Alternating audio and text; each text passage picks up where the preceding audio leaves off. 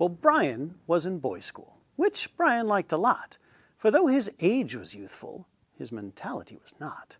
His parents, wise and wealthy, were of proper royal breed, and sent him off to boys' school to ensure that he'd succeed. He was nearly 9 years old, but the other boys were 12. When the other boys were naughty, their professors he would tell. His ego was enormous, and spectacles he wore. He always did his homework, and mischief did abhor. His grades were always highest. He was an old professor's dream.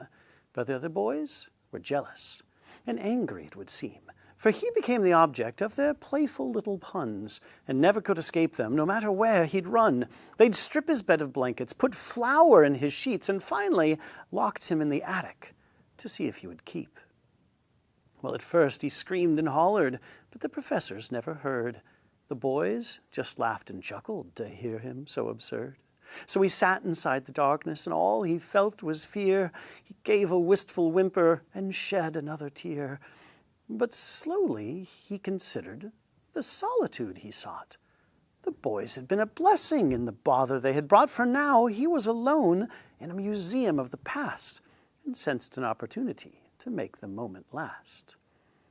Well, nightfall finally came, and curfew was at hand. The boys were all in bed, but they couldn't understand, for Bryan had been silent. For hours, it had seemed, they hadn't heard a holler, a whimper, or a scream. So they crept across the courtyard and up the dusty stairs, and peered in through a peephole to see if he was there. They saw a broken window that peered into the fog, and heard the wind was howling through the branches in the bog.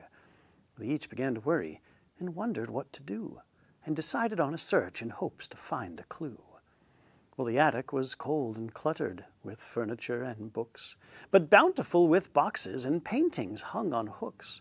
But Bryan still was missing, and the boys were at a loss, until they found a message beneath his holy cross. It said, "Dear Father, I am frightened. I'm terribly afraid. I sense an evil presence in this fortress they have made. In searching through the shadows, a sacred scroll I found, that said unto this attic, a spirit it did bound. My curiosity was careless, and I spoke some words aloud. The wind began to whistle, and I heard a haunting howl. I'm standing at the window, and I gaze upon the moon. I can hear the demon breathing in the darkness of the room. This window is his exit. I'll guard it with my soul. I can smell the scent of brimstone. My terror takes its toll. So I write my last request, and I ask it to come true. If I must now be buried, let the boys be buried too."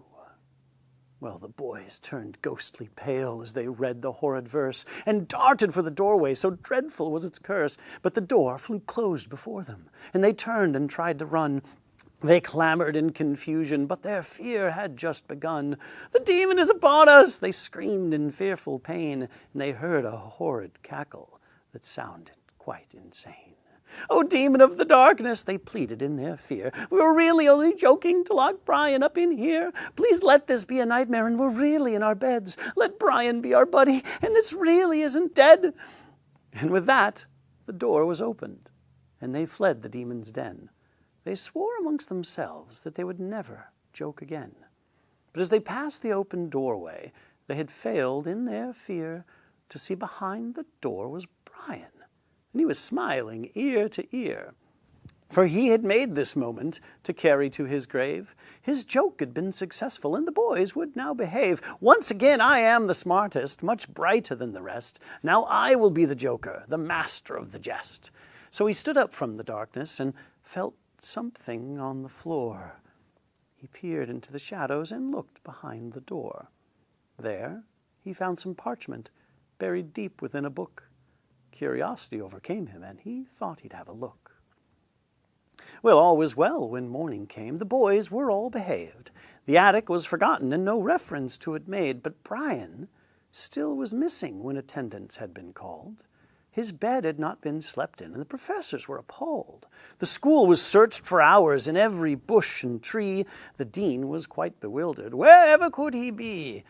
Well, the boys brought up the attic, and were quickly sent to look. But all that they had found was some parchment and a book. There was the slightest scent of sulfur, and they later found a shoe, and shortly found his spectacles that were cleanly broke in two. Days went by, and weeks on end, but Bryan ne'er was found. It was written and reported that he must have left the grounds. But the children, they know better, and they listen every night to the wailing winds of Bryan as they echo through the night. The story's ne'er forgotten about the demon and his tomb, nor Bryan and the boys' school that brought him to his doom.